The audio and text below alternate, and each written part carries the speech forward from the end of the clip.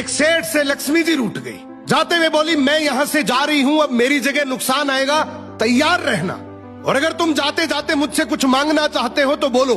सेठ बहुत समझदार था, बड़ी विनम्रता से बोला, माता नुकसान आ रहा है तो आने दीजिए, बस मुझे आप एक वरदान दीजिए कि मेरे परिवार में हमेशा सुख शांति बनी रहे।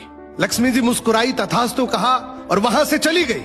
अब उस सेठ की 4 बहुएं थी। कुछ दिनों बाद सबसे छोटी बहू खिचड़ी बना रही थी। उसने खिचड़ी में नमक डाला और अपने काम में व्यस्त हो गई। तभी दूसरी बहू आई और उसने खिचड़ी को बिना चखे ही और नमक डाल दिया और वो भी अपने काम में व्यस्त हो गई। ऐसे एक एक करते तीसरी और चौथी बाकी की 2 बहुएं भी आई। उन्होंने भी खिचड़ी को बिना चखे ही उसमें नमक डाल दिया। अब रात को सबसे पहले सेठ खाना खाने बैठा। जैसे ही उसने खिचड़ी का एक चम्मच लिया, उसे महसूस हो गया कि इसमें बहुत ज्यादा नमक है, और सेठ जी तुरंत समझ गए कि नुकसान आ चुका है। किसी से कुछ नहीं कहा, चुपचाप खिचड़ी खाई और चला गया। अब सेठ के बाद खाना खाने की बारी आई सबसे बड़े बेटे की।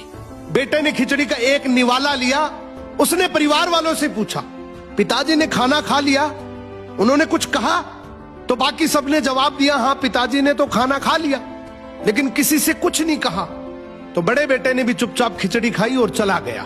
ऐसे ही करके परिवार के बाकी सारे सदस्य एक एक करके आए, अपने से पहले वालों के बारे में पूछा, कुछ नहीं कहा, चुपचाप खिचड़ी खाई और चले गए।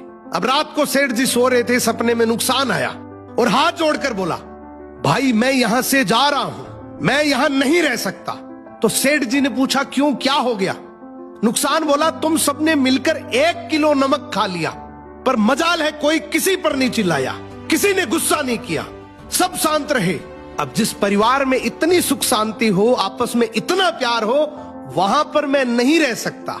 निष्कर्ष कि जिंदगी है तो उतार चढ़ाव, दुख सुख, फायदा नुकसान सब चलता रहेगा, लेकिन जिस परिवार में आपस में लोगों में प्यार है, सुख शांति है, छोटे में आदर, बड़े में बड़प्पन है, उस परिवार का कोई नुकसान, कोई आपदा कुछ नहीं बिगाड़ सकती।